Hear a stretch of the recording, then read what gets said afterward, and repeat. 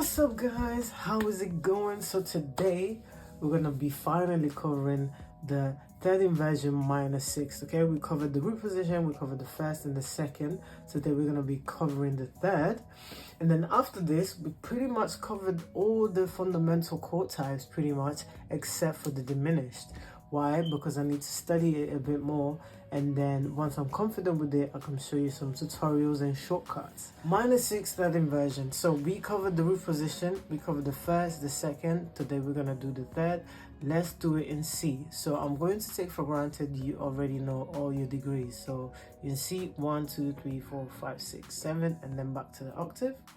All you're gonna do is play the minor triad, okay, which is the root position. You're gonna add the 6, but instead of adding it at the top, you're just gonna put it at the bottom. Okay, so this is what it's gonna look like. Why is that? Because if we play the root position, we take the bottom note to the top, it's gonna be the first inversion. We take the bottom to the top again, it's gonna be the second inversion. And if we take the bottom to the top again, it's gonna be the third inversion. So this is how the shape is gonna look like.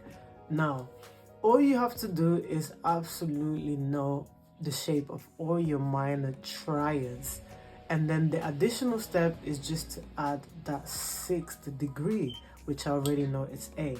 Okay, so you want to add the 6th degree on the left or at the bottom, or counting down from the note of the key in question, which is C. Okay, so instead of adding that A next to the G right here, I'm just gonna put it at the bottom, so that becomes the first note of the chord. Now let's take a couple more keys as an example. Let's do this in F sharp. I know my minor triad looks exactly like this. So you got your F sharp, your A, which is the minor third, and then your C sharp, okay, which is the 5th note of the chord. All you're doing is adding that 6th degree. I already know it's D sharp or E flat. So there we go. That's how it looks like. Nice and easy, right? I wouldn't think of it as counting down a tone and a half from the note of the key in question, because it's too much to calculate.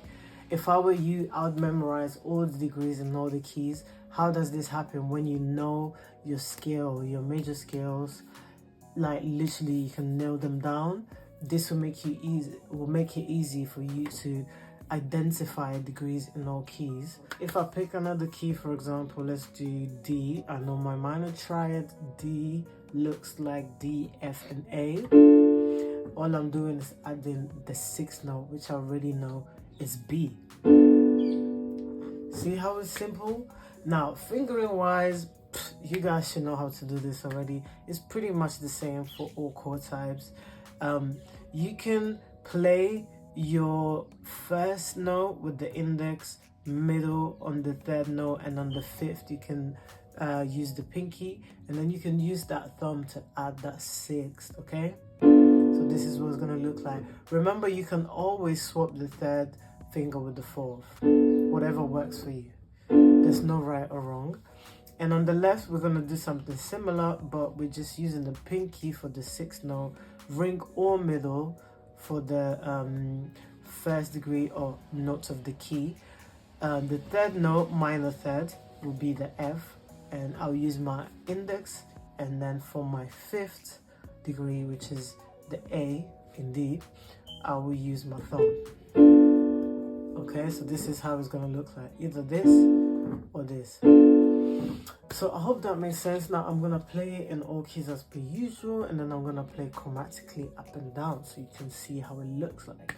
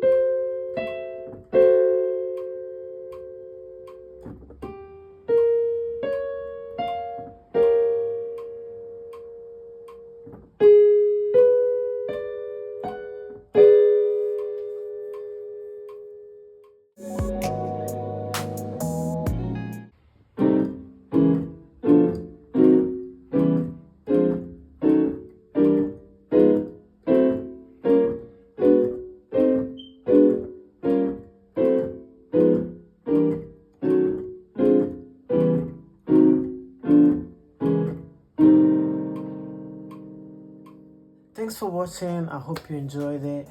If it helped, please like. You can subscribe if you want, but be mindful this is a channel that's got mixed content, okay? So tutorial, from jazz exercise, from classical, from vlogs, opinion videos. So yeah, if you're signing up for it, you're subscribing, just be aware of that so you don't get disappointed in, you know, expecting just one type of videos. All right, cool. See you in the next video.